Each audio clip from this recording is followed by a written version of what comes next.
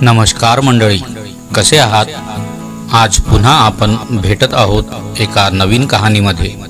Video शेवटपर्यंत बघा आणि आवडल्यास स्टोरीवाला भद्रावती कर्णितीन या चॅनलला सबस्क्राईब करा आणि आपले अभिप्राय कमेंट बॉक्समध्ये कमेंट करायला विसरू नका। चला तर सुरू करूया। आजचे शीर्षक आहे किती निर्मळ मनाचे लोक।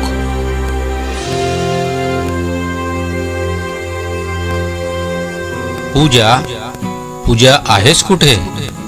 धावत धावत पौर्णिमा आणि पुनीत तिच्या समोर येऊन उभे राहिले।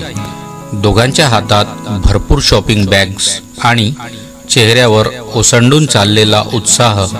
हे बघ, मी सकाळच्या विधींसाठी हा ड्रेस घेतलाय। अगदी टीव्ही मधल्या त्या सिरियलच्या नायिकेसारखा आहे ना? आणि हा नेकलेस बघ ना, हा ना मी खास हळदीच्या कार्यक्रमाला माझ्या निळ्या ड्रेसवर घालायला आणला आहे। छान आहे ना ग? आणि हा चुडीदार मी रिसेप्शनला घालणार। पौर्णिमाची बडबड चालूच होती। पुनीत सुद्धा काही दाखवत होता उत्साहात। सर्व घर आनंदाने भरलं होतं। कारणच तसं होतं। पूजाचं लग्न आता काही दिवसांवर आलं होतं। 8 महिन्यांपूर्वी मीना आत्याने अनिकेतचं स्थळ आणलं होतं। खरं म्हणजे अनिकेतच्या आईने पूजाला मीना आत्याकडे पाहिलं आणि तिथेच मीनाला सांगितलं, आमच्या अनीसाठी ही मुलगी खूप आवडली मला। तुझं काय मत? मीनाच्या तर मनातलंच बोलल्या होत्या अनिकेतच्या आई। ती फक्त बोलायला घाबरत होती, कारण कुठे कारखानिसांचं एवढं श्रीमंत कुटुंब आणि कुठे आपण। पण अचलाबाई स्वतःच म्हणाल्या तेव्हा मात्र तिला खूप आनंद झाला। कधी एकदा वहिनीला हे कळवते असं झालं तिला। 10 वर्षापूर्वी तिचा दादा अचानक गेला। त्यानंतर 3 मुलांना सांभाळत एकटाच संसार ओढत होती तिची वहिनी। मीना कधी जमेल तशी थोडी मदत करायची, पण तिच्याही मध्यमवर्गीय संसारात ती कितीशी मदत करणार? दादा गेला तरीही वहिनीने तिला माहेरपणाला कधीही पारखं केलं नाही। आईकडे जावं त्या हक्काने ती वहिनीकडे जात असे। तिच्या नवऱ्याला सुद्धा वहिनींबद्दल खूप आदर होता। मीनाने त्याच दिवशी वहिनीकडे जाऊन बातमी दिली। सुधाचा विश्वासच बसेना। तशी पूजा कुणालाही आवडेल अशीच होती। तिच्या सौंदर्याची तर ख्याती होती गावात, तरीही खूप मन मिळावू आणि थोडीशी लाजाळूच होती ती। त्यामुळेही पटकन कुणाच्याही मनात भरायची। नियतीने सुधीरला तिच्यापासून हिरावलं तेव्हा पूजा होती 12ची आणि धाकटी दोघं 9 आणि 7। सुधीरच्या बँकेने तिला नोकरी दिली आणि तिने एकटीचा संसार सुरू केला। सोबतीला हवे तेव्हा तिचे दादा, वहिनी आणि मीना तिचा नवरा होतेच, शिवाय तिची मुलंही खूप गुणी होती। पूजाचं लग्न आज ना उद्या करायचंच तर होतं, पण नंतर पाहण्याचा कार्यक्रम झाला। कारखानीस मंडळी खूपच खुश होती। मुलगी पसंत पडली सर्वांनाच। मग मुलींची पसंती विचारण्यात आली। सर्व घटना एवढ्या भराभर घडत होत्या की पूजाला काय होतंय हेच कळेनासं झालं होतं। नुकतंच तिचं MSCचं वर्ष संपलं होतं आणि ती आता नोकरीच्याच शोधात होती। तिच्या लग्नाची काळजी आईला होतीच। अनिकेत तर खूपच देखणा होता आणि कारखानिसांच्या घरात न आवडण्यासारखं काहीच नव्हतं। प्रश्न होता फक्त पण तिने होकार दिला। तशाच गोंधळलेल्या मनस्थितीत मग सगळं कसं व्यवस्थित पार पडत गेलं। नवऱ्या मुलाकडची माणसं खूपच समजूतदार होती, तशीच हौशी सुद्धा। सुधाने आपल्या परिस्थितीला जमेल तेवढ्या हौसेने साखरपुड्याचा कार्यक्रम केला। तोही त्या मंडळींनी गोड मानून घेतला। खूप कौतुक करत होते प्रत्येक गोष्टीचं। पूजा तर खूपच नशीबवान होती। कुणालाही हेवा वाटावा सगळं कसं स्वप्नातल्यासारखं घडत होतं, पण पूजा दिसावी तितकी आनंदी दिसत नव्हती। खरं म्हणजे फारसं कुणाच्या लक्षातच आलं नाही, एक सुधा सोडून। पण सुधाने त्या गोष्टीकडे मुद्दामच लक्ष नाही दिलं। खरं तर ती पूजाशी जास्त बोलायचं पण टाळत होती। एकदा का हे कार्य सुखरूप पार पडलं की ती मोठ्या जबाबदारीतून मोकळी होणार होती। काही दिवस तो विषय टाळणं जमलं सुधाला, पण एक दिवस पूजा आपणहूनच बोलायला आली सुधाशी। आता टाळणं शक्य नाही हे बघितल्यावर पूजाला फारसं बोलू न देता तिला जवळ घेऊन सुधा म्हणाली, मला कळतंय काय चाललंय तुझ्या मनात। समजू शकते ग मी, पण माझं एक ऐकशील? जी गोष्ट आपण दोघींनी इतके वर्ष सगळ्यांपासून लपवून ठेवली आहे ती आता कशाला काढायची? शिवाय ते आता कुणालाही कळणारही नाही. का भरलेल्या जखमा उकरून काढून स्वतःलाच त्रास करून घेतेस? आणि जर का हे लग्न त्या कारणाने मोडलं तर तुझं आयुष्य नासेलच, पण तुझी भावंडही बिथरतील. समजतंय ना मी काय म्हणते ते? तुमचे बाबा गेले त्यानंतर मोठ्या हिमतीने काढलेत मी हे दिवस. तुझी पण मला खूप मदत झाली ग. एवढ्या लहान वयातही माझी मैत्रीण बनून राहिलीस आणि मला सावरलंस तू. एवढा मोठा आघात सहन केला मी तो केवळ तुम्हा मुलांकडे बघूनच. आता जर का हे सगळं विस्कटून गेलं तर कशाच्या आधारावर जगू आपण? समजून घे मला माझ्या बाळा. मलाही कुणाला फसवायचं नाही, पण जी गोष्ट कधी कळणंच शक्य नाही कुणाला ती काढावीच का? तुझ्या आयुष्यात जे घडलं तो केवळ एक अपघात होता. विसरणं कठीण आहे, पण विसरायला हवं. असं समज आपल्या बाबतीत दैवाने जो अन्याय केलाय त्याची भरपाई म्हणूनच अनिकेत सारखा जोडीदार आणि कारखानिसांसारखं घर मिळतंय तुला. मग ती आईच्या कुशीत शिरून खूप रडली आणि दोघी मायलेकी एकमेकींचं सांत्वन करत बराच वेळ तिथे बसून राहिल्या. साखरपुड्यानंतर अनिकेत तिला रोज फोन करू लागला. 1-2 दिवसांनी संध्याकाळचं तिला भेटायलाही येत होता. सुरुवातीचा संकोच जाऊन आता ती दोघे मोकळेपणाने बोलत होते. तो तिची थट्टा पण खूप करायचा, मग तीही खोटं खोटं रुसून त्याला सतवायची.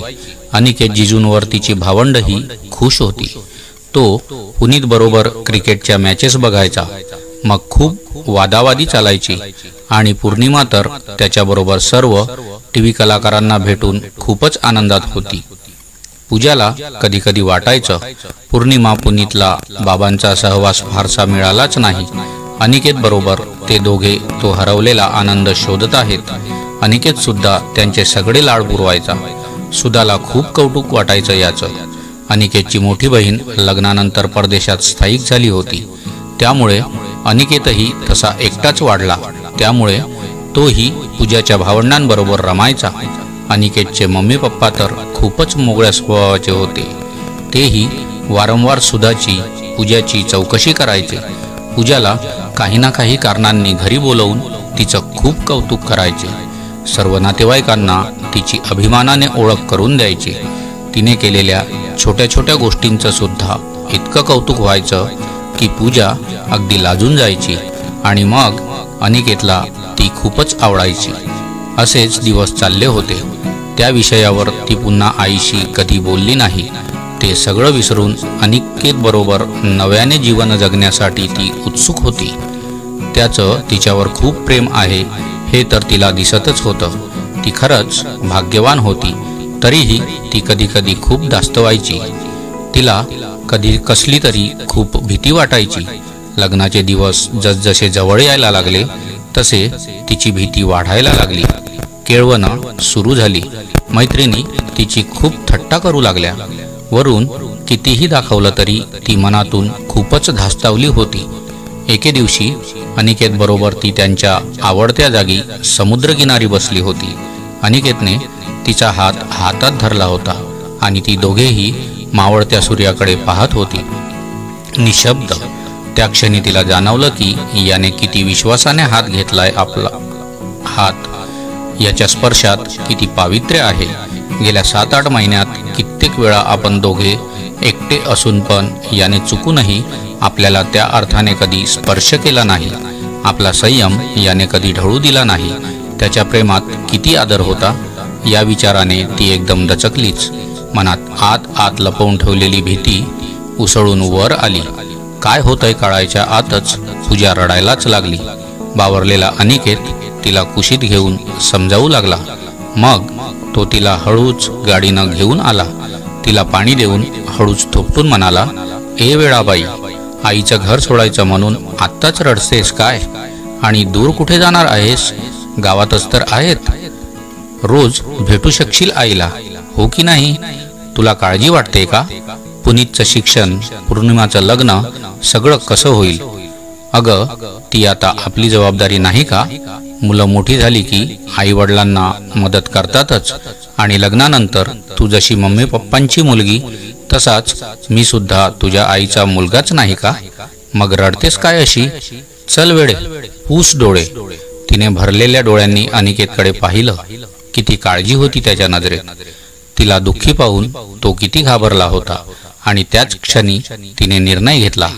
दुसऱ्या दिवशी अनिकेत आणि मम्मी पप्पा तिला गावाबाहेरच्या फॅक्टरीत स्टाफची ओळख करून द्यायला नेणार होते. सकाळीच गाडी येणार होती. रात्री जेवणाच्या टेबलवर सर्वांच्या तोंडी लग्नाचाच विषय होता. बेळगावहून मामा मामी आले होते.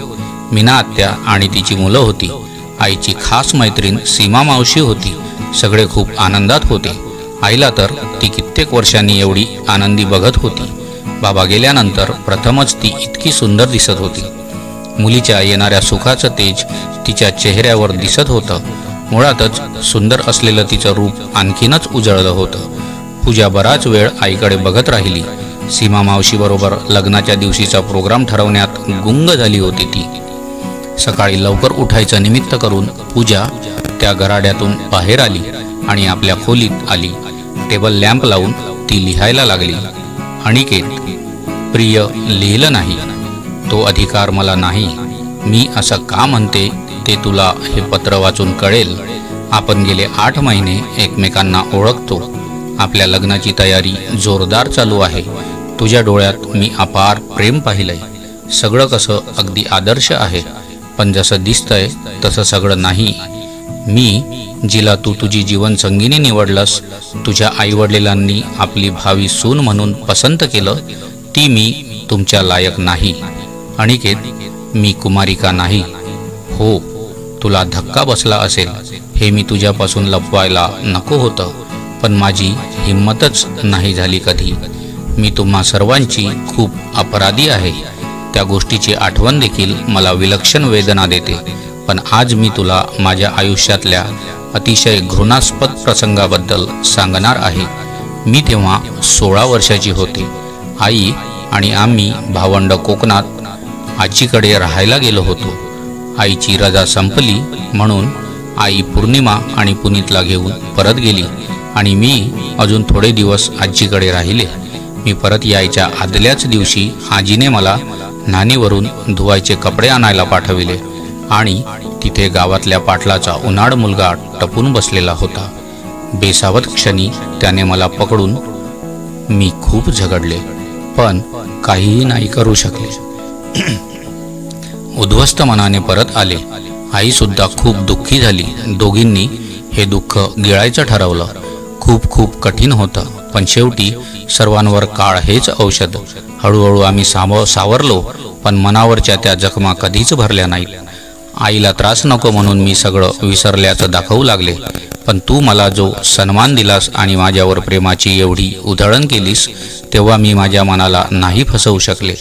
मी तुला तुझ्या मम्मी पप्पांना नाही फसवू शकत. मला माफ करा.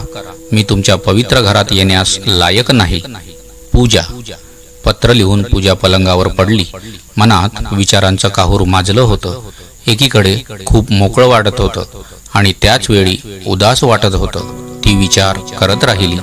अनिकेतवर आपण एवढं प्रेम कधी करायला लागलो हेच कळलं नाही. आता त्याच्याशिवाय जगणं किती कठीण जाईल. आपल्याच विचारांशी झुंजत ती कधीतरी झोपी गेली. सकाळी सुद्धा तिला उठवत होती. पूजा, अगं उठ, त्यांची गाडी यायची आहे ना आज. लवकर तयार हो. पौर्णिमाने खास तुझ्यासाठी ती लेमन कलरची साडी इस्त्री करून ठेवली झोपण्यापूर्वी, म्हणत होती. पूजाला काही कळत नाही कधी कुठचे कपडे घालायचे ते. आज मालकीन म्हणून जाणार आहेस फॅक्टरीत. अनिकेतच्या आई कशा असतात टापटीप. तुलाही शिकायला पाहिजे बाई आता हे सगळं. आईचा उत्साह अगदी उतू चालला होता. क्षणभर तिच्या मनात आपण करतोय ते बरोबर आहे का असा विचार डोकावून गेला. पण मग तिने वेळ न दवडता तयारी सुरू केली. मनात उगीचच काही विचार येऊ नयेत म्हणून तोंडाने काहीतरी गुणगुणत राहिली. सुधा तिच्याकडे कौतुकाने बघत नाश्त्याची तयारी करायला गेली. ड्रायव्हर आल्याची वर्दी देत पुनीत तिच्याकडे आला तेव्हा ती हातात लिफाफा घेऊन तयारच होती. आई, मी येते ग असं म्हणत ती गाडीत जाऊन बसली. ड्रायव्हरने गाडी वळणावर नेताच ती पटकन म्हणाली, इथेच थांबवा. बुचकळ्यात पडलेला ड्रायव्हर तिच्याकडे पाहत म्हणाला, पण दादांनी बंगल्याकडे आणायला सांगितली हाय गाडी, तिथनच जाणार आहेत फॅक्टरीत. तशी ती म्हणाली, हो ठाऊक आहे मला, पण मला इथे एक काम आहे, मी ते आटोपून येतेच. तू हे पत्र नेऊन दे त्यांना. जा तू. तिच्याकडे विचित्र नजरेने पाहत जरा नाराजीनेच त्याने तिला उतरवले आणि तो गेला. तिथेच थोडं थांबून मग ती चालत घरी आली. नशीब तिला आत येताना कुणी पाहिलं नाही. ती तशीच आतल्या खोलीत जाऊन पडून राहिली. खूप रडू येईल असं वाटत होतं, पण आवंढा गळ्यातच येऊन थांबला होता. सगळं संपलं होतं. काही वेळ ती तशीच पडून राहिली. आई, मामी, आत्या, सीमा मावशी सगळ्या गच्चीवर पापड फेण्या वाळत घालत गुंग होत्या. ती हळूच खिडकीशी आली आणि आश्चर्याने पाहतच राहिली. समोर गाडीतून अनिकेत आणि त्याचे मम्मी पप्पा उतरत होते. ड्रायव्हरने आपला निरोप देण्यात काही चूक केल्यामुळे हे आपल्याला इथे न्यायला असतील की काय, काहीच न सुचून ती बाहेर आली. तिच्याकडे पाहत अनिकेतच्या आई म्हणाल्या, इतकं लहान केलंस आम्हाला मुली तू. गोंधळलेल्या चेहऱ्याने ती बघतच राहिली. तेव्हा तिला जवळ घेत त्या बोलू लागल्या, अगं तू अपवित्र कशी? जिचं मन इतकं निर्मळ ती अपवित्र? आमची सून, आमची मुलगी आणि अपवित्र? अगं इतके महिने बघतोय तुला आम्ही. तुझ्यासारखी गुणवान जोडीदार माझ्या मुलाला लाभल्याबद्दल रोज आभार मानते मी सिद्धिविनायकाचे. अगं ज्या नराधमाने या कोवळ्या निष्पाप जीवाचा छळ केला तो राजरोस फिरतोय समाजात, आणि तू तुझा काहीही दोष नसताना हे ओझ वागवतेस मनावर. तुला वाटलं की केवळ तुझ्या शरीराला कुणाचा स्पर्श झाला म्हणून तू अपवित्र झालीस. त्याच्या हाताने या शरीराला स्पर्श केला असेल, पण तुझ्या गंगेसारख्या पवित्र आत्म्याला कुठे विटाळू शकला तो? मी, माझ्या कुटुंबाने, माझ्या अनिने तुझ्यातल्या गुणांना पसंत केलंय पोरी. तुझा अनिकेत तुझ्यावर प्रेम करतो. तू आवडतेस त्याला. तू जशी आहेस तशी. ती अनिकेतच्या आईच्या कुशीत शिरून फक्त रडत राहिली. कित्येक वर्ष मनावर असलेलं मळब निघून जात होतं. धोधो पावसानंतर आकाश निरभ्र होतं तसं वाटत राहिलं.